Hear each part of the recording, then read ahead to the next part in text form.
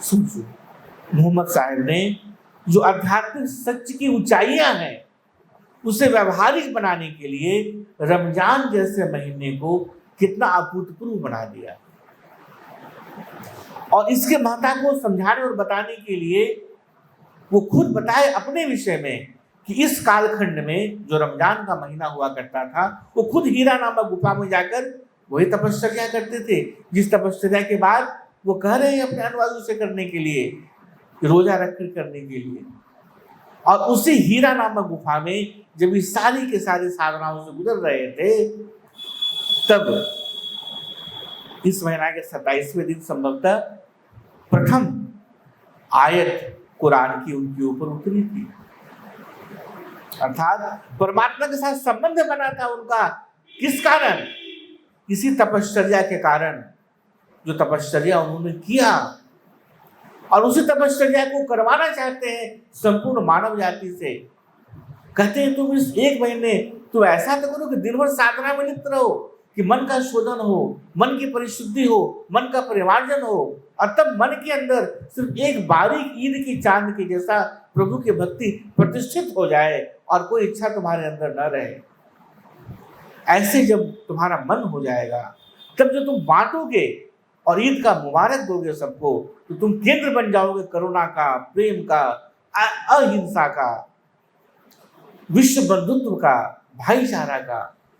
कोई भी ऐसा गुण नहीं होगा ईश्वर का जो तुम्हारे अंदर प्रस्फुटित नहीं होगा, उद्घाटित नहीं होगा। इस पूरे विज्ञान को, तकनीक को बिना समझे यदि हम लोग रमजान करते हैं, तो बस समझो हम लोग यांत्रिक क्रिया कर रहे हैं। हमारे महापुरुष, हमारे पैगंबर दुखी होते हैं तब कि बताओ हमने क्या बताया था, तुम क्या कर रहे हो। इससे फिर हमारे पास क्या रह जाता है कि केवल इसके पीछे का जो तत्व है, जो विज्ञान है, वो लुप्त हो जाता है और केवल क्रियाएं बच जाती हैं, केवल रीति रिवाज बच जाता है, भक्ति समाप्त हो जाती है। अब रमजान में केवल क्रियाएं रह गई, उसके पीछे जो उद्देश्य था करने का वही लुप्त हो गया।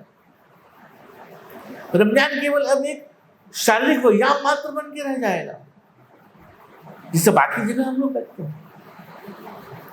तमाम प्रकार का जो व्रत, उपवास और पूजा की पद्धति, उपासना की पद्धति है, वो यदि केवल शारीरिक और मानसिक व्यायाम होकर रह जाए तो उसका क्या मतलब है। तो हमें क्या चाहिए करना?